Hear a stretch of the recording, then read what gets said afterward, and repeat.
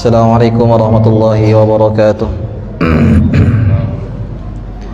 Innal hamdalillah nahmaduhu wa nasta'inuhu wa nastaghfiruh wa na'udzu billahi min shururi anfusina wa min sayyiati a'malina. May yahdihillahu fala mudilla lahu wa may yudlil fala hadiya lahu. Asyhadu an la ilaha illallah wahdahu la syarika lahu wa asyhadu anna Muhammadan 'abduhu wa rasuluh.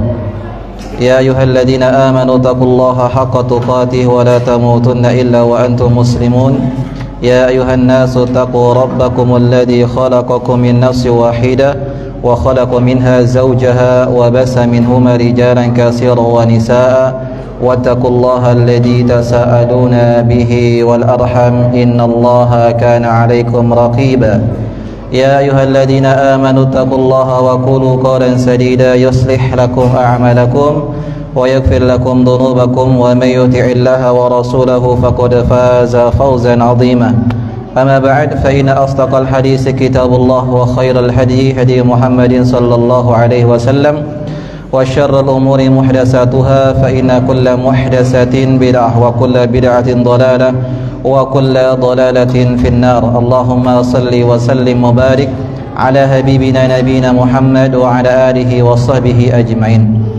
Ma'asyiral muslimin, ikhwani wa akhwati fillah, kaum muslimin wal muslimat yang semoga diberikan hidayah, senantiasa mendapatkan hidayah dari Allah Subhanahu wa taala. Kita bersyukur kepada Allah Subhanahu wa taala pada malam hari ini kita bisa bertemu dan berkumpul kembali di salah satu rumah di antara rumah-rumah Allah Subhanahu wa taala. Semoga kehadiran kita semua pada malam hari ini merupakan tanda bahwasanya Allah Subhanahu wa taala menghendaki kebaikan atas kita semuanya. Sebagaimana Nabi sallallahu alaihi wasallam mengatakan, "Man yuridillahu bihi khairan yufaqihu fid din." Siapa yang dikehendaki kebaikan oleh Allah Subhanahu wa taala, maka Allah akan pahamkan baginya urusan agama. Dan menuntut ilmu agama ini, ma'asyiral muslimin wal muslimah, adalah sebuah kewajiban bagi kita semuanya. Tidak ada batas usia. Sampai kapan kita belajar? Sampai kita dicabut nyawanya oleh Allah Subhanahu wa taala. Maka mari kita gunakan kesempatan ini, umur yang Allah berikan kepada kita semuanya, kita gunakan untuk belajar, kita gunakan untuk menuntut ilmu. Karena menuntut ilmu adalah ibadah, dan ibadah ini adalah ibadah yang paling mulia. Terlebih lagi di zaman fitnah, zaman akhir zaman ini, menuntut ilmu adalah perkara yang sangat mulia. Maka hendaknya kita berusaha semaksimal mungkin untuk kembali belajar, membuka dan duduk di majelis ilmu agar kita mendapatkan keberkahan dan doa dari para malaikat yang senantiasa hadir di majelis ilmu. Baik. Kita lanjutkan pada malam hari ini pembahasan kitab Al-Bidayah fil Aqidah yang dikumpulkan dan ditulis oleh Syekh Aiman Ali Musa hafizahullah taala. Kita masih membahas tentang macam-macam syirik ya. Pertemuan yang lalu sampai pada halaman 118. Sekarang kita masuk di bagian yang ketiga, salisan. Sahih amlah? Sahih? Ya, betul ya? Baik. Syirkun niyati wal iradati wal qasdi. Syirik dalam niat atau keinginan atau tujuan. Ya, syirik dalam niat atau keinginan atau tujuan. Qala al-muallif hafizahullahu taala, beliau begini mengatakan, al-muradu bihadan naw, yang dimaksud dengan syirik niat adalah huwa an yanwi al-'abdu wa yurida wa yaqsida bi'amalihi jumlatan wa tafsilan ghairallahi azza wa jalla. Itu seorang hamba yang dia niatkan dan dia inginkan dalam amalnya, baik secara keseluruhan atau sebagian, ya, untuk selain Allah Subhanahu wa taala. Au huwal amalu salih lidunya faqat, atau dia beramal saleh tapi hanya untuk mendapatkan balasan dunia saja. Bersedekah, dia ingin agar menjadi orang yang kaya, ya, atau dia berpuasa supaya jadi orang yang sehat, ya, tidak ada keinginan untuk mendapatkan pahala di akhirat. Dan orang seperti ini termasuk salah dalam niatnya. Au huwallazi ya'malul 'amala min ghairi imanin, atau seorang yang beramal tanpa ada keimanan. Au kana gharaduhu wa hadafuhu al-hayatud dunya faqat, atau memang tujuan dari amal yang dia kerjakan itu hanya untuk mendapatkan keinginan dunia saja. Faman kana gharaduhu dunya la ghairahu, dan barang siapa yang tujuan amalnya adalah untuk mendapatkan kehidupan dunia, la yuridu illa iyyaha, dan dia tidak inginkan kecuali hanya untuk mendapatkan itu saja, wala yuhibbu wala yubghidu illa min ajliha, tidak mencintai tidak pula membenci karena hanya ingin mendapatkan dunia, wala yuwali wala yuadi illa 'alaiha, membangun loyalnya, membangun wala dan al-bara'nya karena urusan dunia, falaysa lahu fid dunya illa ma qaddara lahu, maka dia hidup di dunia tidak akan mendapatkan kecuali apa yang telah ditakdirkan oleh Allah Subhanahu wa taala untuknya.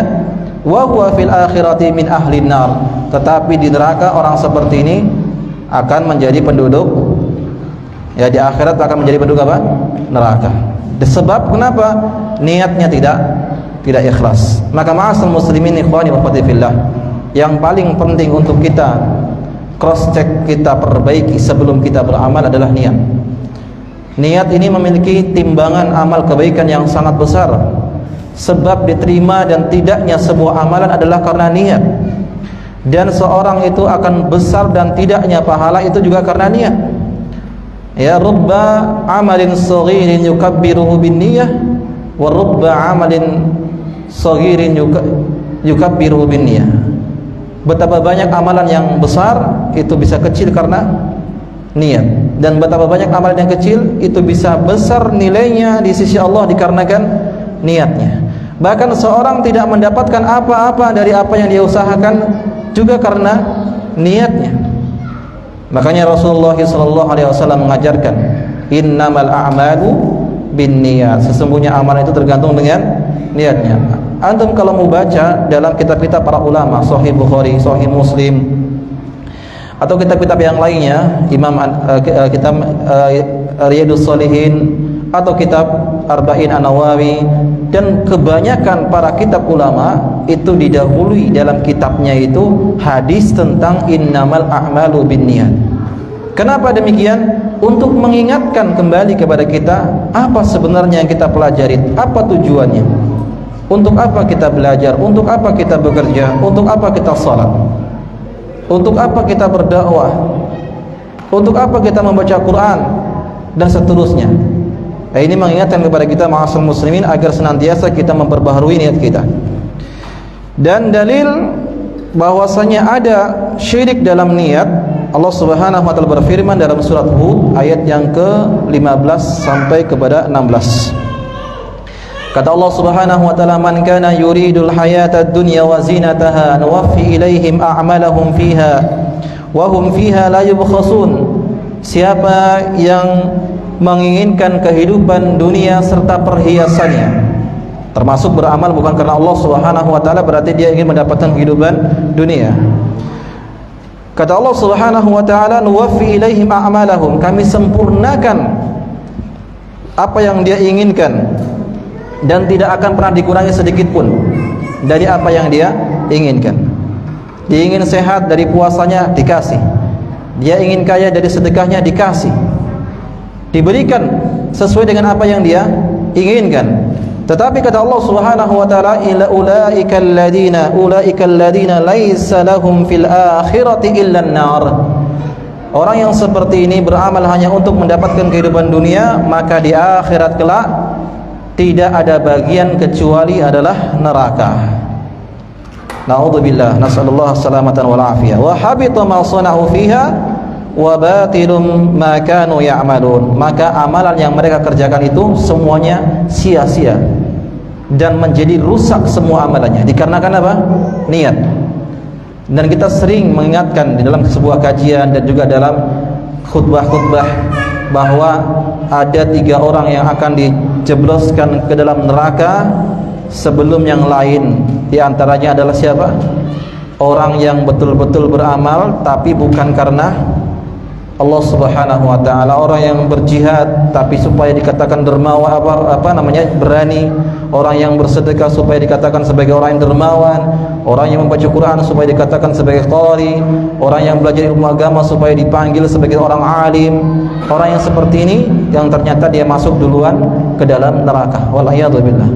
Ya, maka harus kita perhatikan niat-niat kita, jangan sampai niat-niat itu merusak amal ibadah kita. Taib. Kemudian fahaula ila ya'lamuna ya'lam ya'malu illa li hayati dunya wa zinataha faqat. Mereka itulah orang-orang yang beramal, tidaklah mereka beramal kecuali hanya untuk mendapatkan dunia dan perhiasannya saja. Falaisa lahum fil akhirati sawabun, maka di akhirat dia tidak akan mendapatkan pahala.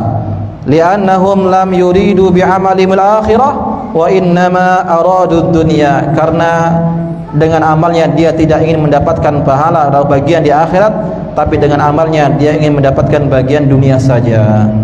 Hati-hati, pujian termasuk juga urusan dunia. Dia beramal untuk dipuji, ya, termasuk niat yang tidak benar. Makanya di antara tanda bahwa seorang itu benar niatnya adalah dia tidak peduli dengan cacian dan tidak peduli dengan pujian. Dia anggap sama antara cacian dengan pujian, dan dia terus akan beribadah kepada Allah Subhanahu wa taala bagaimanapun komentar manusia. Karena yang dia inginkan adalah bukan pujian manusia, yang dia inginkan adalah ridha Allah Subhanahu wa taala agar dia masuk ke dalam surga Allah Subhanahu wa taala. Baik. Kemudian yang keempat, syirkut ta'ah, syirik dalam ketaatan. Yang pertama tadi syirik dalam niat. Yang keempat, syirik dalam ketaatan. Ta'rifuhu, pengertiannya adalah yu'arrifu syirkut ta'ah bi annahu, yang dimaksud dengan syirik ketaatan adalah musawatu ghairillah billah fit tasyri'i wal hukmi, menyamakan selain Allah dengan Allah Subhanahu wa taala dalam pensyariatan dan dalam menetapkan sebuah hukum. Ya, menetapkan hukum, misalnya hukum musik, menetapkan hukum riba. Ya. Siapa yang menetapkan ini? Allah Subhanahu wa taala. Jadi menyamakan Allah Subhanahu wa taala dengan selain Allah Subhanahu wa taala dalam menetapkan sebuah hukum, atau ta'atul ulama wal umara, atau mentaati ulama, para kiai, para tuan guru, buya, ajengan, apalagi ya, ustaz, atau para pemimpin di dalam memaksiati Allah Subhanahu wa taala. Mentaati mereka, para ulama, mentaati para umara di dalam bermaksiat kepada Allah Subhanahu wa taala.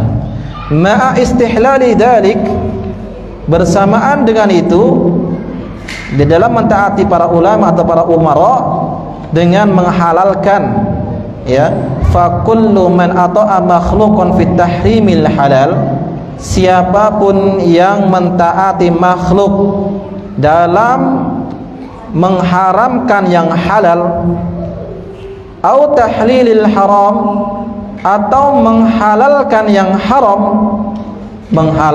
haram, mengharamkan yang halal, fahuwa musyrikun syirkut ta'ah, maka orang seperti ini bisa terjatuh ke dalam syirik, namanya syirik ketaatan. Kenapa demikian? Karena tidak ada yang berhak untuk kita taati dengan mutlak selain Allah Subhanahu wa taala. Ya, ketaatan kita kepada makhluk adalah muqayyad, terikat, selama makhluk tersebut memerintahkan kepada hal yang baik. Namun jika makhluk, siapapun dia kedudukannya, baik pemimpin ataupun ulama, memerintahkan kepada yang bertentangan dengan dalil, memerintahkan dengan perintah yang bertentangan dengan perintah Allah Subhanahu wa taala, maka tidak ada kewajiban kita untuk mentaatinya. La ta'ata fi makhlukin fi maksiatillah. Tidak ada ketaatan kepada seorang makhluk dalam bermaksiat kepada Allah Subhanahu wa taala. Ya. Dalilnya bahwasanya ada yang namanya syirik taat Dalam surat At-Taubah ayat 31 Allah mengatakan ittakhadhu ahbarahum wa ruhbanahum arbaban min dunillah. Mereka orang-orang Yahudi dan Nasrani menjadikan rahib-rahib mereka, pendeta-pendeta mereka sebagai sesembahan selain Allah. Wal Masiha ibnu Maryam, mereka juga menjadikan Isa bin Maryam sebagai sesembahan selain Allah Subhanahu wa taala. Wa ma umiru illa liya'budu ilaha wahidah, padahal mereka tidaklah diperintah kecuali agar mereka menyembah Allah saja. La ilaha illahu, tidak ada sesembahan yang berhak disembah kecuali Dia. Subhanahu amma yusyrikun, maha suci Allah terhadap apa yang mereka sekutukan.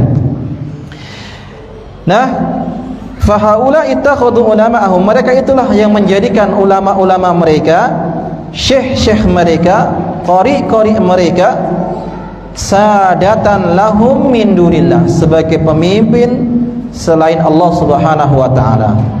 Ya, sebagai sosok yang ditaati selain daripada Allah Subhanahu wa taala. Yuti'unahum fi ma'asillah, mentaati mereka dalam bermaksiat kepada Allah. Fayuhilluna ma ahalluhu lahum, mereka menghalalkan apa yang dihalalkan oleh rahib-rahib dan pendeta mereka, padahal itu adalah perkara yang Allah haramkan, atau kebalikannya mengharamkan yang diharamkan oleh mereka padahal Allah menghalalkannya. Ya, jadi Allah Subhanahu wa taala mengatakan bahwasanya orang Yahudi dan Nasrani menjadikan rahib-rahib mereka sebagai sesembahan selain Allah. Kenapa? Karena para pengikutnya mentaati, menghalalkan apa yang dihalalkan oleh rahib dan pendetanya, padahal Allah mengharamkan, atau kebalikannya mengharamkan yang diharamkan oleh pendeta dan rahibnya, padahal Allah menghalalkan. Ya. Nah, oleh karena itu dalam sebuah hadis dari Adi bin Hatim radhiyallahu ta'ala adalah mantan seorang Nasrani. Beliau pernah bertemu dengan Nabi sallallahu alaihi wasallam, di lehernya ada sebuah kalung salib. Ya. Ya. Kemudian ketika melihat Adi bin Hatim memakai salib, maka Nabi sallallahu alaihi wasallam memegangnya seraya mengatakan ittakhadhu ahbarahum wa ruhbanahum arbaban min dunillah. Mereka telah menjadikan rahib-rahib dan pendeta mereka sebagai sesembahan selain Allah Subhanahu wa taala. Mendengar ucapan tersebut, maka Adi bin Hatim tidak terima. Beliau mengatakan kepada Nabi sallallahu alaihi wasallam, inna lasna na'buduhum. Wahai Rasulullah, kami tidak menyembah rahib-rahib kami. Kami tidak menyembah pendeta-pendeta kami, yang kami sembah Allah Subhanahu wa taala. Apa kata Nabi sallallahu alaihi wasallam? Alaysa yuharrimuna ma ahallallah fatuharrimunahu. Bukankah rahib-rahib itu, pendeta-pendeta itu telah mengharamkan apa yang Allah halalkan, lalu kalian pun mengikutinya? Wa yuhilluna ma harramallahu fatuhillunahu. Tidakkah kalian melihat bahwasanya rahib-rahib itu, pendeta-pendeta itu telah menghalalkan apa yang Allah haramkan, dan kalian pun juga menghalalkannya? Ya. Kata Adi bin Hatim, bala, iya wahai Rasulullah. Maka Rasulullah mengatakan, fatilka ibadatuhum, itulah yang disebut dengan menyembah pendeta atau menyembah para rahib. Ingat, ternyata mentaati seorang yang bertentangan dengan perintah Allah Subhanahu wa taala, hukum Allah, dan dia mengikutinya, menghalalkan apa yang telah Allah haramkan, mengharamkan apa yang telah Allah halalkan, itu dianggap dia menyembah rahib atau menyembah pendeta. Antum bisa lihat zaman sekarang ini tentang perkara musik yang diharamkan oleh Allah Subhanahu wa taala dalam Al-Qur'an surah Luqman. Ya, tentang perkara musik yang disebutkan Nabi sallallahu alaihi wasallam dalam hadisnya telah jelas. Namun ada sebagian mereka yang mengatakan, oh, kalau musik itu liriknya bagus, ya, tidak melalaikan, tidak mengapa. Menghalalkan. Atau masalah riba, jelas Allah Subhanahu wa taala menyebutkan dalam Al-Qur'an mengancam riba.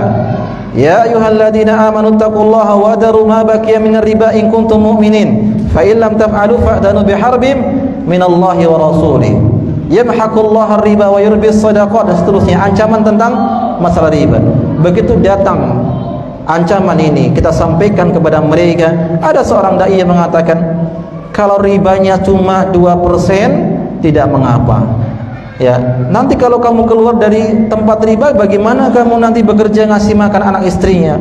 Kan darurat, kata mereka, menghalalkan padahal jelas Allah mengharamkan. Nah, ketika seorang mengikuti seorang dai, seorang kiai, seorang syekh yang menghalalkan yang Allah haramkan, itu dianggap dia telah menyembah syekh tersebut atau kiai tersebut. Ini namanya syirik apa? Syirkut ta'ah, syirik dalam ketaatan. Hati-hati dalam masalah ini. Banyak gak seperti itu? Banyak sekali. Ya, joget-joget, musik-musik, sholawatan dan seterusnya. Kita tidak melarang sholawat, silakan, tetapi jangan diiringi dengan musik. Apalagi digelar di lapangan besar, berkumpul laki-laki perempuan, hidup lampu seperti konser. Bagaimana seperti ini? Apakah Nabi SAW pernah menyontohkan seperti ini? Bagaimana Nabi bersolawat? Para sahabat bersolawat, mengajarkan solawat. Ya, maka ini yang perlu untuk kita luruskan, ma'asyar muslimin.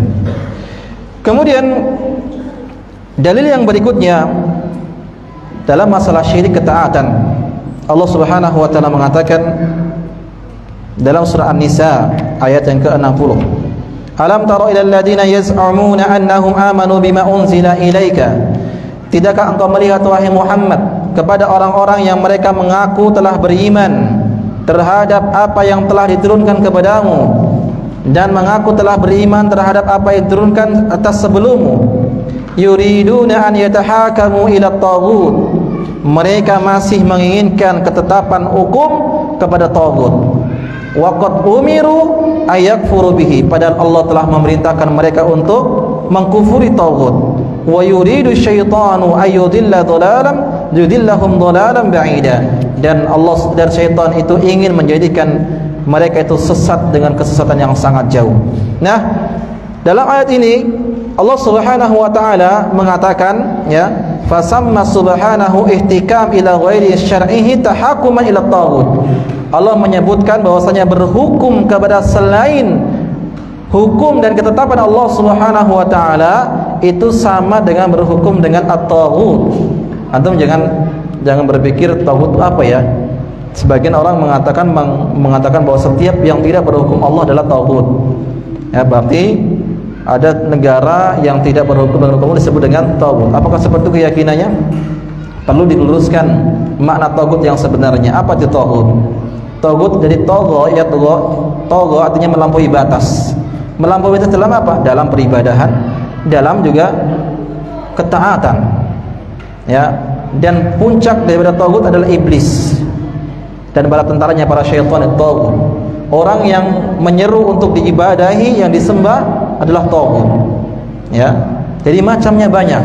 Salah satunya termasuk adalah orang yang tidak berhukum dengan hukum Allah Subhanahu wa taala. Tapi ada ketentuan bahwasanya seorang yang berhukum dengan selain hukum Allah Subhanahu wa taala, hukum asalnya kufrun duna kufrin, kekufuran yang tidak mengeluarkan dari Islam. Ya. Ingat itu. Bukan kufur akbar.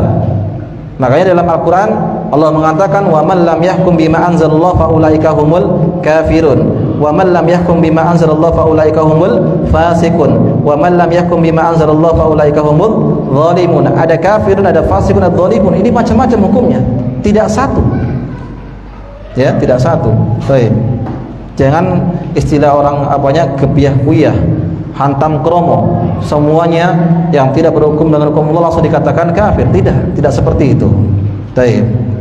Kemudian dalil yang berikutnya Allah katakan dalam surat An-Nisa ayat 65, fala wa rabbika la yu'minuna hatta yuhakkimuka fima shajara bainahum thumma la yajidu fi anfusihim harajan mimma qadaita wa yusallimu taslima.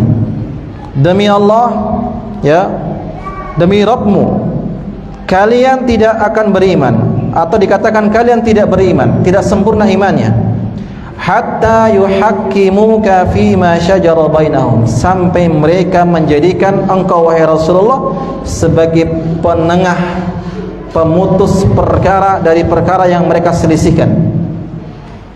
Summa la yajidu fi anfusihim haraja.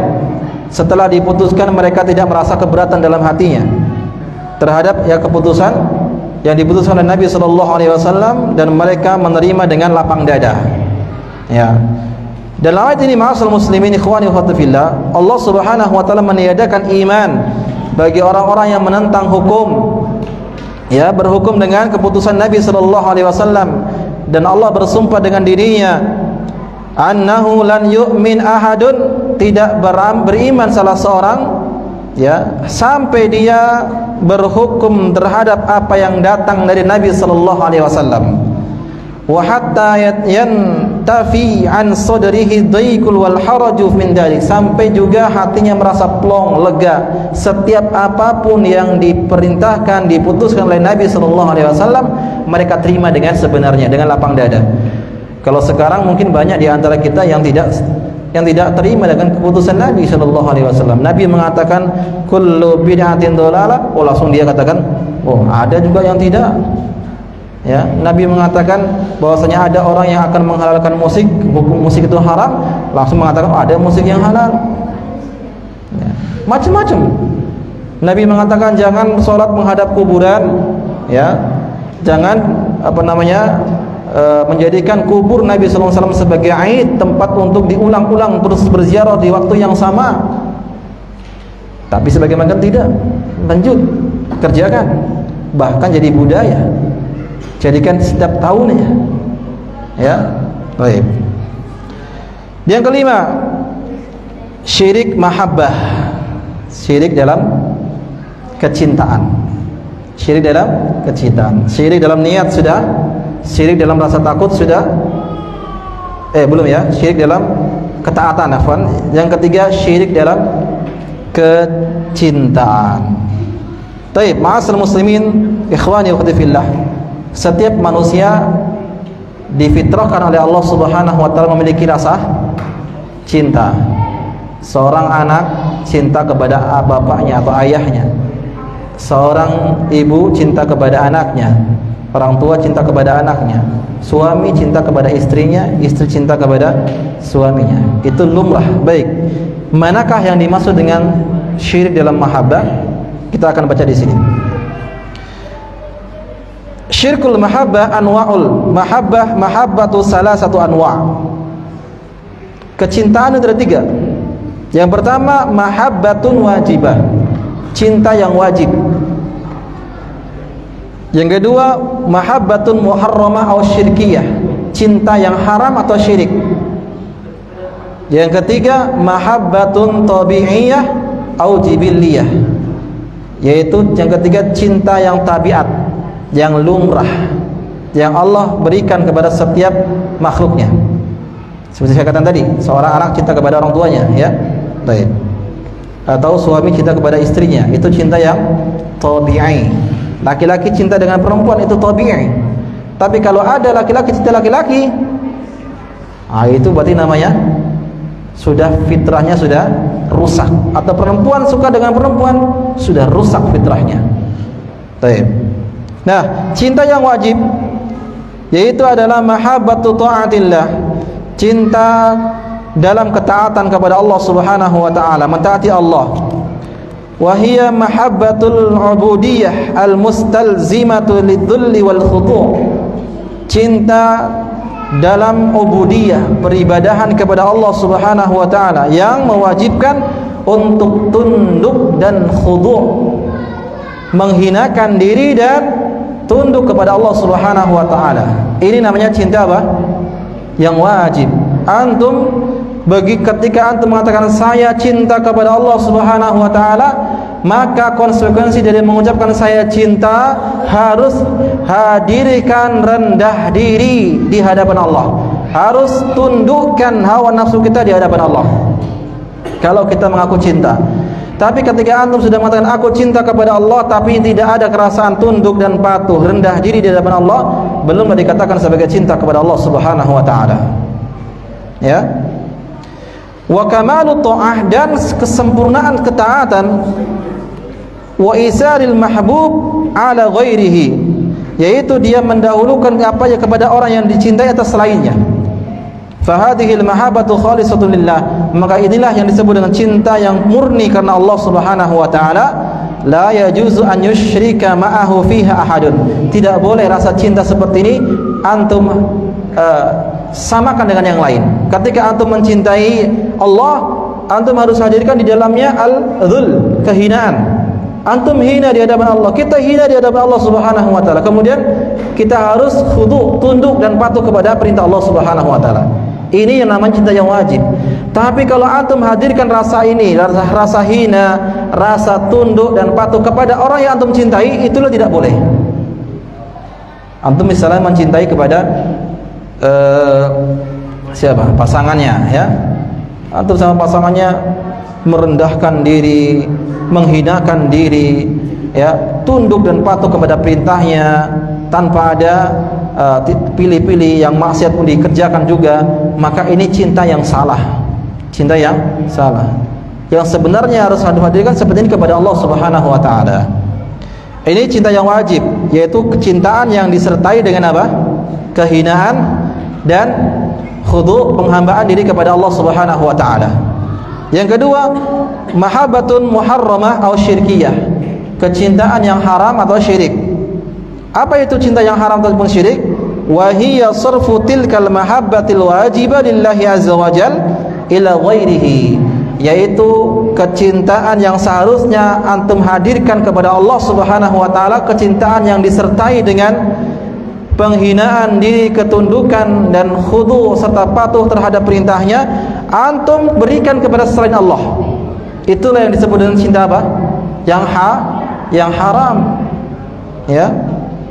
Faman ahabba ghairallahi hubba dhulla wa khudu'. Siapa yang mencintai selain Allah diiringi dengan penghinaan diri dan ketundukan, faqaddama ta'atahu ala ta'atillah, mungkin bahkan dia mendahulukan ketaatan kepada selain Allah itu, ya, kepada selain Allah Subhanahu wa taala terhadap Allah Subhanahu wa taala, wa asara mahabbatuhu ala mahabbillah, bahkan dia mendahulukan kecintaannya kepada makhluk daripada kepada Allah, ya.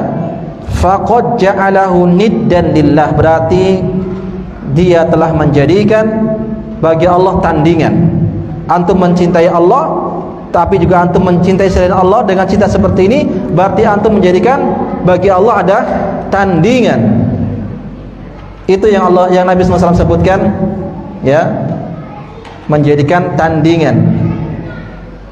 Di antara dosa yang paling besar adalah menjadikan bagi Allah Subhanahu wa taala niddan, itu tandingan.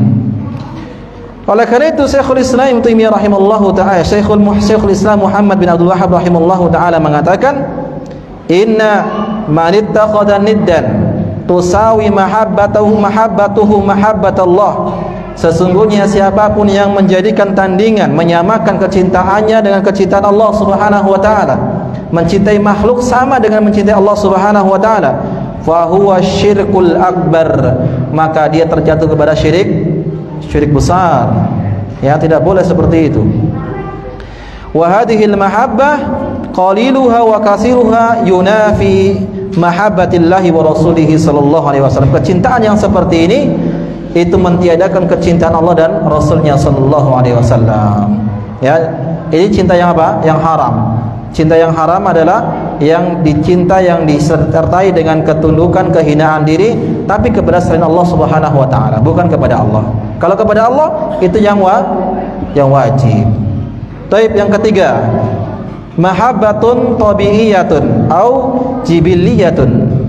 Cinta yang tabiat, yang apa namanya tabiat itu?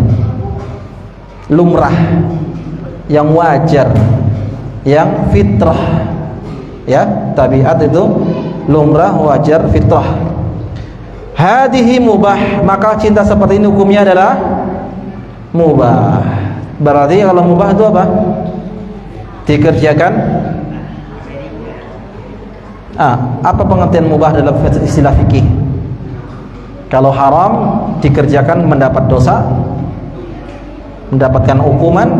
Kalau ditinggalkan mendapatkan pahala. Kalau wajib dikerjakan mendapatkan pahala, ditinggalkan berdosa. Kalau sunnah Apa itu sunnah? Secara fikih ya, apa itu sunnah? Dikerjakan mendapat pahala, ditinggalkan rugi. Bukan ditinggalkan tidak apa-apa, rugi. Ya. Ada yang keempat adalah mubah. Apa itu mubah? Mubah ditinggalkan berpahala. Apa itu mubah? Dikerjakan berpahala apa tidak? Mubah artinya boleh. Boleh antum kerjakan, boleh juga tidak. Nah, cinta kepada makhluk di sini adalah hukumnya mubah, artinya boleh, tidak haram dan tidak pula wajib. Ya, boleh-boleh saja. Malam tasil ila ta'dhimil mahbub, selama tidak mengagungkan orang yang dicintai. Antum cinta kepada guru antum, silakan, gak ada masalah. Cinta kepada ustadznya, kiai, buya, silakan. Tapi tidak boleh mengagungkan. Di antara pengagungan kepada orang yang dicintai, misalnya kalau dia meninggal dibangunkan kuburannya nanti sebuah masjid atau tempat ibadah atau tempat khusus untuk beribadah di situ. Itu pengagungan yang berlebihan. Ya, baik. Ilal haddil ladzi la yaliku illa billah, sampai kepada batasan yang tidak selayaknya kecuali kepada Allah Subhanahu wa taala. Contohnya adalah hubbul insan liwatani, cintanya seorang kepada negaranya. Ya, waton. Makanya ada hubbul waton, cinta negara. Sebagian ada yang mengatakan hubbul waton minal iman, cinta negara itu bagian dari keimanan. Betul apa tidak? Hah? Betul apa tidak? Kalau dia menisbatkan kepada perkataan Nabi sallallahu alaihi wasallam, maka tidak betul. Tidak ada hadis yang mengatakan hubbul watan minal iman, la aslalahu. Tidak ada asal usulnya. Ya. Tidak ada asal usulnya. Taib, kalau katakan bahwasannya hubbul watan minal iman, negeri kita apakah semuanya orang muslim? Bukan, tidak. Ada orang yang selain daripada Islam. Ketika mereka mencintai negerinya, apakah mereka beriman kepada Allah Subhanahu wa taala? Hah? Tidak. Mereka kafir. Baik. Ini ya. Cinta negerinya adalah mubah, dan kita cinta dengan negeri kita, NKRI. Tanah kelahiran kita, tumpah darah kita di sini. Ya, jangan ragukan cinta kita kepada negeri kita. Baik, karena yang berjuang membela negeri kita dari mengusir penjajah-penjajah, salah satunya adalah karena para kiai, para ulama, para pahlawan, Imam Bonjol. Ya, siapa lagi? Pahlawan-pahlawan muslim. Hah? Ki Hajar Dewantara, pahlawan nasional ya. Siapa lagi? Banyak orang-orang muslim. Bahkan serangan PKI itu kepada siapa serangannya? Kepada siapa? Kiai dan santri. Makanya santri berjuang, makanya ada istilah revolusi santri. Sampai dikenal dengan hari santri.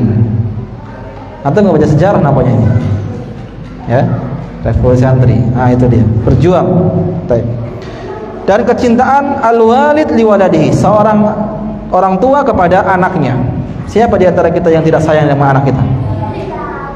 Pasti sayang. Itu cinta yang mubah, yang wajar, tabiiyah. Ya. Wa zauj li zauji, cinta seorang pasangan kepada pasangannya, suami kepada istrinya, istri kepada suaminya. Ya, ada yang tidak cinta suaminya atau istrinya? Nah, ini cinta yang tabiiyah, yang lumrah, yang wajar. Wadil mal limalihi, orang yang punya harta dengan hartanya. Jadi cinta kepada harta itu adalah lumrah. Siapa? Coba saya tanya, antum ada di sini yang nggak suka harta? Acung tangan. Ada yang nggak suka harta di sini? Nggak suka duit? Berarti fitrahnya sudah melenceng. Kalau ada yang tidak suka dengan duit, mubah, boleh. Semuanya suka dengan ini. Nanti kita bawakan dalilnya. Sudah azan belum? Sudah azan? Baik, azan dulu, silakan, nanti kita lanjutkan. Tafadhal.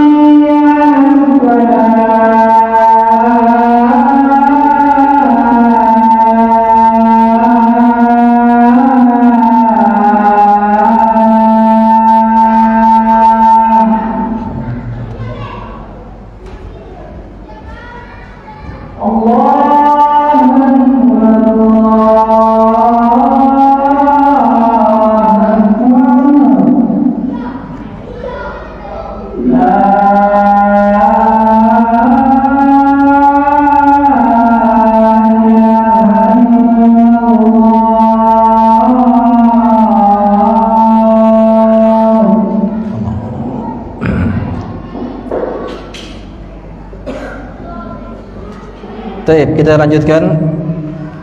Di antara dalil bahwa cinta dengan negaranya, cinta dengan seorang tua, orang tua cinta dengan anaknya, suami cinta dengan istri, cinta dengan suami, dan cinta kepada harta dan cinta yang diperbolehkan adalah Allah Subhanahu wa taala berfirman dalam Al-Qur'an surat Al-Imran ayat ke-14, "Zuyyina lin-nasi hubbus syahawat minan nisa'i wal banina wal qanatiril muqantarah minadh dhahabi wal fiddah wal khayl musawwamah wal an'ami wal hars dzalika mata'ul hayatid dunya wallahu indahu husnul ma'ab." Allah Subhanahu wa taala mengatakan zuyyina linnas, dijadikan indah pandangan manusia terhadap apa-apa yang dia sukai. Apa yang disukai? Minan nisa, para wanita, ya, wal banin, anak-anak, wal qanatiril muqantarah, harta yang bertumpuk-tumpuk, minadh dhahab, dari emas, wal fiddah, dan perak, Ya, wal khailil musawwamah, dan kuda pilihan, wal an'am, binatang ternak, wal hars, dan tanaman-tanaman. Dzalika mata'ul hayati dunya wallahu indahu husnul ma'ab. Itulah kehidupan atau kesenangan kehidupan dunia, dan di sisi Allah ada balasan yang lebih baik. Baik, ma'asal muslimin, ikhwan akhwati fillah. Jadi cinta kepada harta itu mubah, cinta kepada wanita itu mubah, cinta kepada anak itu mubah, boleh. Ya, cinta kepada harta juga boleh, cinta kepada emas perak itu pun boleh, tunggangan, kendaraan, kuda, ya termasuk salah satunya. Cinta kepada binatang ternak, peternakan, tanaman-tanaman, sawah, segala macam itu perkara yang diperbolehkan. Tapi jangan sampai kecintaan ini mengalahkan kecintaannya kepada Allah Subhanahu wa taala. Jangan sampai kecintaan ini melebihi, bahkan mengagungkan, menghinakan dirinya. Sehingga ya terkadang ada sebagian orang yang mencintai makhluk, naudzubillah, sampai kecintaannya menghinakan diri. Cintanya menghinakan dirinya, sujud kepadanya, sujud kepada makhluk. Naudzubillah, enggak boleh. Boleh enggak kita sujud dengan makhluk? Tidak boleh. Nabi mengatakan, seandainya aku diperintahkan agar kalian bersujud, la amartukum bi saya akan perintahkan kalian sujud kepada seorang suami, seorang wanita sujud kepada seorang suami. Seandainya diperbolehkan, berarti menunjukkan apa? Bahwa sujud tidak diperbolehkan. Nah, baik. Kemudian dalil yang berikutnya bahwasanya cinta yang diperbolehkan. Allah Subhanahu wa taala menyebutkan, wa minan nasi may yattakhidhu min dunillahi andada yuhibbunahum ka hubbillah walladzina amanu asyaddu hubban lillah. Di antara manusia ada yang menjadikan selain Allah sebagai tandingan yang dia mencintai seperti mencintai Allah Subhanahu wa taala. Padahal orang-orang yang beriman itu jauh lebih cinta kepada Allah Subhanahu wa taala. Baik. Di sini ada sebagian syubhat dari orang-orang yang menentang dari kalangan ahlu syirik. Mereka mengatakan bahwasanya bi annahum yuhibbunallahu hubban syadidan. Mereka mengatakan kami cinta Allah, betul-betul cinta Allah. Rubbama asyadda min hubbihim li andadihim. Bahkan mungkin kecintaannya lebih cinta daripada junjungan yang dia cintai. Fa aina syirku fi dzalik? Lalu mana dikatakan kami syirik? Kami cinta kepada Allah, kami juga cinta kepada junjungan-junjungan kami. Nah, mana dikatakan kami syirik? Lihatlah. Maka kata Al-Imam Ibnu Qayyim rahimallahu taala membantah ucapan mereka. Kata beliau, wa taral musyriku yukadzibu haluhu wa amaluhu wa qauluhu. Kamu dapat melihat bahwasanya orang musyrik itu sebenarnya mereka dusta terhadap ucapannya, dusta terhadap amalannya, ya, dan dusta terhadap keadaan mereka sendiri. Mereka mengatakan la nuhibbuhum ka hubbillah. Kami tidak mencintai junjungan-junjungan kami, ya, syekh-syekh kami, kiai-kiai kami, wali-wali kami sebagaimana kami mencintai Allah. Wala nusawwihim billah, dan kami tidak menyamakan kecintaan itu sama dengan cintaan Allah Subhanahu wa taala. Tetapi lihat, summa yaghdabu lahum wa li hurmatihim idza tuhikat a'dhama mimma yaghdabu lillah. Tetapi lihat, ketika junjungan mereka, wali-wali mereka, kuburan-kuburan keramat mereka dibantah, kiainya dibantah, syekhnya dibantah, ya, kesyirikannya dibantah, apa yang terjadi? Mereka akan marah. Ya, coba saja kalau antum di situ ada kuburan keramat, didatangi orang, diminta-mintai, antum hancurkan, apa terjadi? Bisa saja antum diusir dari kampung tersebut. Yaitu untung kalau masih selamat, kalau enggak dikeroyok masa. Katanya ngaku cinta kepada Allah, katanya cinta kepada junjungan tersebut yang sekedarnya. Loh, kenapa kalau digitukan kok lebih marah? Allah Subhanahu wa taala antum hinakan, perintahnya tidak diindahkan, antum biasa saja. Ketika kesyirikannya dibantah, kesyirikannya tempat kesyirikan dihancurkan, dia marah. Berarti dia telah berdusta dengan ucapannya sendiri. Ya. Baik. Wa yastabshiru bi dzikrihim, mereka gembira ketika mengucapkan menyebut nama-nama wali tersebut. Wa yatabashbash, mereka bersikap ramah dengannya. La siyama idza dzukira anhum ma laysa fi, apalagi kalau disebutkan tentang kisah-kisah yang padahal mereka enggak melakukan. Seperti kisah misalnya ada seorang yang mengatakan ada seorang habib yang meninggal dunia selama 70 tahun lamanya. Ketika digali kuburannya, kemudian akan ditanam jenazah yang baru, lalu dia mengatakan ketika dibuka ternyata ada habib tersebut sedang duduk di atas kursi emas membaca Quran. Kata habib tersebut, jangan kasih tahu siapa-siapa. Berarti penggali kuburnya nggak amanah, iya nggak? Ternyata penggali kuburnya menyebarkan kepada yang lain. Mana buktinya? Sampai kepada kita berita tersebut. Dan anehnya banyak yang percaya. Ada yang bisa kata bisa mi'raj ke langit 70 kali dalam satu malam. Lebih hebat dari Nabi sallallahu alaihi wasallam. Nabi dalam seumur hidupnya cuma sekali mi'raj. Itu pun sekali dalam satu malam. Ini lebih daripada Nabi 70 kali. Tapi banyak yang percaya. Ada yang mengatakan, seorang Habib mengatakan bahwasanya ini makam Habib Fulan. Dari makam ini ke situ ada taman-taman surga. Selain di antara mereka dia mengatakan, kalau kalian butuh apa-apa, butuh ini, ada masalah apa-apa, silakan datang kuburannya. Karena dia diberikan ya bisa mengabulkan 70 permintaan katanya. Ya, banyak kisah-kisah yang seperti itu. Ya, kisah-kisah yang naudzubillah dusta. Punya kesaktian ini, punya kesaktian itu, punya apa segala macam. Ingat, Ahlus Sunnah wal Jamaah tidak mengingkari yang namanya karomah. Karomah para wali itu ada, hak, benar. Tetapi siapakah yang disebut dengan wali Allah Subhanahu wa taala? Apakah setiap orang yang memiliki kesaktian disebut dengan wali Allah? Orang yang tidak mempan dengan senjata tajam, tidak mempan dibakar, bisa berjalan di atas air, bisa terbang, apakah itu disebut dengan wali Allah? Seandainya setiap orang yang memiliki kemampuan yang luar biasa disebut dengan wali Allah, dukun, paranormal, tukang sihir, itu dikatakan sebagai wali Allah karena dia punya kemampuan. Ingat, seandainya setiap yang punya kemampuan yang luar biasa disebut wali Allah, maka Dajjal itu lebih berhak disebut dengan wali Allah.